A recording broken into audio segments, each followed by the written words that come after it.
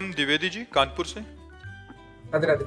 राधे राधे महाराज जी। महाराज जी, आजकल निंदा और दोष दर्शन होना मानव जीवन की एक सामान्य दिनचर्या बन गई है। प्रतिक्षण निंदा दोष दर्शन किसी ना किसी में होता ही रहता है। महाराज जी, कई संतों आपके श्रीमुख से सुना है और मानस की भी छुपाई है। कलिकल एक पुनीत प्रतापा, मानस पुण्य हो ही नहीं पापा। कलयुग में मानसिक पाप का दंड नहीं मिलता, तो क्या महाराज जी निंदा और दोष दर्शन मानसिक पाप है? लेकिन रुक ही नहीं पाओगे ना। वाणी के जो मन में आएगा वो वाणी में आ जाएगा। इतना संयम थोड़ी है मन की बात को काट सके। मन में आया तो वाणी में आ जाए, वाणी में आया तो अपराध लागू हो गया। तो हम एक कथा सुनाया करते हैं कि ब्रह्मा जी के 4 पुत्र हैं। सतयुग, त्रेता, द्वापर और कलयुग है तो सबई, ये भी 4 पुत्र हैं। तो सतयुग को कहा कि हमने नरक की व्यवस्था की है, बनाया है, तो अपने राज्य में ऐसा करना कि तुम सात्विक प्रवृत्ति के हो, तो सात्विक प्रवृत्ति वाला नरक नहीं जाता, स्वर्ग जाता है। तो बोले कुछ ऐसा करना जिससे नरक खाली न रहे। तो उनका इस आज्ञा का पालन हमारे राज्य में नहीं हो सकता। सतयुग में कोई नरक नहीं जाएगा। त्रेता से कहा तो त्रेता ने कहा हम बड़े भाई का अनुगमन करेंगे। जैसे सतयुग में कोई नरक नहीं जाएगा, ऐसे त्रेता में कोई बिरला ऐसे अनुगमन माने मैं चलने की कोशिश करूंगा, पीछा। द्वापर से कहा तो द्वापर ने कहा आपकी आज्ञा का पालन करने का 100% प्रयास करेंगे। जब कलयुग से कहा तो कलयुग ने कहा जैसे बड़े भाई ने कहा हमारे राज्य में सतयुग में कोई नरक नहीं जाएगा, ऐसे हम 100% प्रयास करेंगे कि आपका नरक हाउसफुल रहे, कोई स्वर्ग या वैकुंठ न जा पावे।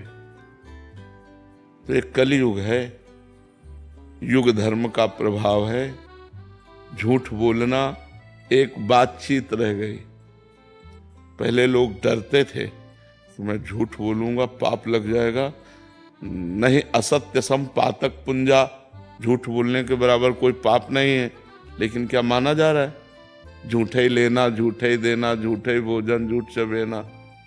बोले आओ कुछ खा लो, बोले नहीं पाया है, और बिल्कुल पाए नहीं है, लेकिन बोल के आ रहे हैं। बोले हम आपसे मिलना चाहते, कहाँ हो? बोले इस समय तो मैं आगरे में हूं। 1 सेकंड में झूठ बोल देते। ले, झूठ बोलना आज कोई पाप नहीं माना जा रहा। किसी की निंदा करने से कोई डर नहीं रहा। तो ऐसे ही हमारे इस कलयुग में ऐसा नहीं है कि सब दोष दर्शन करने वाले हैं। सैकड़ों श्रद्धालु हैं। तो अब संख्या तो नहीं कि बता सकते, लेकिन कुछ अश्रद्धालु भी हैं। तो जो अश्रद्धालु हैं उनकी संख्या ज्यादा है, जो श्रद्धालु हैं उनकी संख्या कम है। माया के दिन रात, ज्ञान अज्ञान, निंदा स्तुति, मान अपमान, ये द्वंद्व धर्म है। तो ये सदैव अपना प्रभाव दिखाते रहते हैं। इन्हीं के प्रभाव से बचने के लिए नाम जप, सदग्रंथों का स्वाध्याय, जो गुरुजनों की वाणी है उसका मनन पठन, इसी से हम बच सकते हैं और कोई उपाय नहीं है। नहीं तो जैसे मानस पुण्य हो ही नहीं पापा, तो हम रोक कहां पाते हैं? हम कह देंगे। लेकिन आप असलियत में जान पाए कि नहीं? पीछे वाले बैच में यही चर्चा की कि हम लोगों की दृष्टि क्रिया पे रहती है, कारण पे नहीं रहती। पहले हम क्रिया से हटे। जैसे आप गाली दे रहे हो तो हम क्रिया से हटे, उसका कारण ढूंढा, क्रोध, क्रोध का कारण ढूंढा, तमोगुण, तमोगुण का कारण ढूंढा, माया, और माया का कारण ढूंढा, परमात्मा। मूल में कौन आया? परमात्मा रूपी पावर से ही ये माया पावरवान है, और माया के ही पावर से तमोगुण पावरवान है, और तमोगुण के पावर में आकर वो क्रोध कर गया। अब क्रोध की क्रिया हम देखकर उसे गंदा कह सकते हैं, लेकिन जब हम कारणों पे पहुंचेंगे तो लगेगा इसका कारण भी परमात्मा ही है। सबका परम कारण परमात्मा ही है। जैसे रचना, पालन और संहार। तो रचना में तो अच्छा लगता है और पालन में अच्छा लगता है, लेकिन संहार किसको पिए? पर होता है उसके तीनों क्रियाएं हैं। इन तीनों क्रियाओं का परम कारण परमात्मा ही है। कठपुतली का इतना भी नाचे, विवेकवान कठपुतली को स्याबास नहीं कहेगा। स्याबास कहेगा क्या? या उल्टा या सीधा, न स्याबास कहेगा न गाली देगा।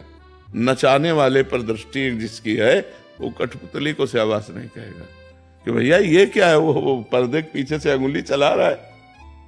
तो माया का पर्दा डालकर उमा दारू जोशित, दारू कहते लकड़ी और जोशित कहते पुतली, उमा दारू जोशित की नाई समय नचावत राम गोसाई।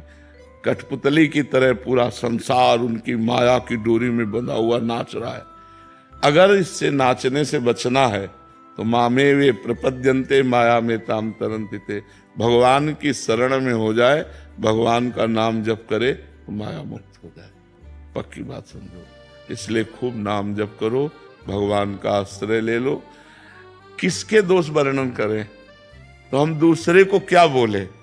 हमारा सफेद हो और दूसरे के काले रजिस्टर भरे हो तो लगे कि संसार में, लेकिन जब सच्चाई की बात अगर पूछी जाए ईमानदारी से, तो इतने सब लोग बैठे हो, कोई बता सकते हो कि आपसे गलती नहीं हुई? अगर हम ईमानदारी से पूछे, वृंदावन धाम में बैठे तो सबसे गलती होती है, नहीं होती? तो जब हमारे अंदर गलती है और उससे गलती हो रही है तो हमें लौटना चाहिए। बुरा जो देखन मैं चला, बुरा न मिलिया कोई, जो दिल खोजू आपनो तो मुझसे बुरा ना। तो हमें लगता है कि हमें अपने हृदय को पवित्र करना चाहिए, जिससे हमारी दृष्टि पवित्र हो जाए। देखो गोस्वामी जी की दृष्टि पवित्र हुई तुलसीदास जी महाराज की, तो क्या कह रहे हैं? सिय राम मैं सब जग जानी, करो प्रणाम जोरी जुग पानी। सब सिया राम है। और हमको कहाँ सिया राम दिखाई दे रहे? हमें तो स्त्री दिखाई दे रही, पुरुष दिखाई दे रहा। तो पहले हमें अपनी दृष्टि पवित्र करनी चाहिए, तब हम दूसरे की निंदा करें जब हम निर्दोष हों। पर समाज का स्वरूप बड़ा विचित्र है कि अगर हमारे 100 दोष हैं तो क्षमा, पर तुम्हारे 1 दोष हो गए तो अब क्षमा नहीं। अब ऐसी प्रबल भगवान की माया है। तो हमें लगता है अगर हम एक दूसरे को क्षमा करके, हाथ पकड़ करके उस दोष रूपी दलदल से निकालें तो ज्यादा अच्छा है, ना कि दोष रूपी दलदल में जो फंस गए एक और जमादेव की गहरे धंस जाए। बात समझो। कभी कभी बड़े अच्छे लोगों से गलती हो जाती है और वो चाहते हैं कि एक बार क्षमा मिल जाए, तो हमें लगता है ऐसे फिर क्षमा करना चाहिए। दोष दर्शन ही नहीं, दोषों से निकालना भी चाहिए। अब कुछ लोग होते हैं जो दोषों को अपना व्यापार बना लेते हैं। दोष करना क्षमा मांगना, दोष करना क्षमा मांगना, वो तो बात अलग है। लेकिन कई बार ऐसे निर्दोष लोग भी होते हैं जिनसे दोष बन जाते हैं, पक्का दिखाई दे रहा कि दोष दर्शन है, पर उनको अगर क्षमा कर दिया जाए तो निर्दोष हो जाएंगे। ऐसे तो हमें लगता है कि अगर हमारे आसपास कहीं ऐसे लोग हैं जिनमें हमारा दोष दर्शन होता है तो हमको उनके पास बैठना चाहिए। अगर वो बैठ करके समझें तो हम उन्हें बताएं कि आप ऐसा करते हो, अगर ऐसा रोक दो तो अच्छा, तब तो सत्संगी। तो कई लोग ऐसे होते हैं जो गंदे आचरणों में फंस जाते हैं, उनको सहयोग की जरूरत होती है, प्यार की जरूरत होती है। अगर हम उनको प्यार से, सहयोग से, तो हमें लगता है अगर हम अपने समाज को और अपनी दृष्टि को निर्दोष बनाना चाहें तो हम पहले हम निर्दोष हों और फिर दूसरों को निर्दोष करने की चेष्टा करें। दोषी बनाकर उसे निंदा न करें। देख लिया कि भाई दोष है तो हमारा कर्तव्य है, अगर हमारे पास ज्ञान रूपी साबुन है तो वो दाग मिटा देते हैं, उसका दाग मिटा देते हैं। तो वही सत्संगी हुआ। दोषी को स्वीकार करना ही सत्संगी का कार्य है। अगर अस्पताल में बीमार लोग नहीं जाएंगे तो अस्पताल की महिमा क्या रही? अब हमें बता, अच्छा अस्पताल काहे के लिए बना होता है? बीमार लोगों के लिए बना होता है ना। भगवान और संत का दरबार किन के लिए है? सबके लिए है ना। तो हम सब अगर सही लोग ही आकर के तो क्या महिमा रही। बात तो है कि गलत लोग आए और वो सुधर जाएं, तब तो महिमा रही ना। अच्छा, पहला सुधार ये हुआ कि जो संतों को मानते ही नहीं हैं, गलत आचरणों में लगे हैं, वो आए तो पहली सीढ़ी। हाँ, आए तो आप प्रथम भगत संतन का संगा, और निश्चित परिवर्तन होगा। पर समाज बख्शता नहीं है। अगर वो चढ़ना चाहता है तो पैर फैसला कर पीछे ही ले जाता है। तो हमें लगता है हमारे समाज को ये सहयोग देना चाहिए कि यदि जैसे कोई गलत आचरण वाला है, पक्का रजिस्टर्ड है, और वो संत के पास गया है, तो उसे शाबाशी देनी चाहिए कि आपने हिम्मत की और संत के पास गए, अब एक हिम्मत और कर ले, उनकी बात मान ले। पहला तो कदम बढ़ा दिया, अब दूसरा कदम बढ़ाओ कि जो असद आचरण करते हैं उनको छोड़ के उनकी बात मान लो, तो संत संग का लाभ मिल जाएगा। तो उत्साह तो बढ़ाना चाहिए, गिरे हुए को उत्साह बढ़ाना चाहिए, ना कि उसे नेगेटिव गिरा देना चाहिए। देखो, उत्साह बढ़ाकर सतमार्ग में चलाने वाले बहुत कम लोग हैं, सतमार्ग में चलने वाले को निरुत्साहित कर देने वाले बहुत लोग हैं। तो आज जो हमारे समाज की व्यवस्था है उसमें थोड़ा ये अपने लोग, और तो नहीं सत्संगी लोग, इस बात पर सुधार लावें कि वो एक दूसरे का हाथ पकड़कर अच्छे मार्ग पर चलने के लिए प्रेरित करें, ना कि गिरे हुए को और गिरा दे। वो तो गिरा हुआ है, उसे यदि आप छोड़ दोगे, गिरा दोगे, तो वो तो गिरा हुआ है। लेकिन अगर प्यार से हाथ मिलाया तो शायद उसका कदम अच्छा चल जाए। अगर विश्व में एक आदमी को भी संभाल दिया तो इससे बड़ा पुण्य नहीं होता।